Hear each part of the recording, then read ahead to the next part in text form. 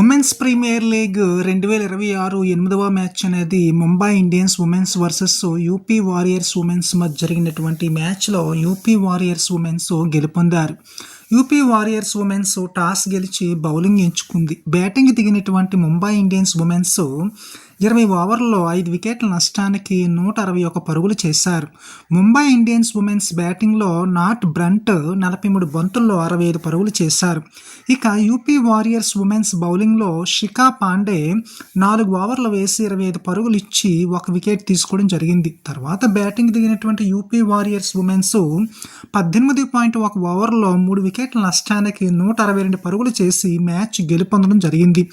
UP Warriors women's బ్యాటింగ్లో హర్లిన్ డియాల్ 39 బంతుల్లో 64 పరుగులు చేసి నాట్అవుట్గా ఉన్నారు. ఇక ముంబై ఇండియన్స్ ఉమెన్స్ బౌలింగ్లో నాట్ బ్రంట్ 3 ఓవర్లు వేసి 28 పరుగులు ఇచ్చి 2 వికెట్లు తీసుకోవడం జరిగింది. ఇక ప్లేయర్ ఆఫ్ ది మ్యాచ్ అనేది హర్లిన్ డియోల్కి ఇవ్వడం జరిగింది.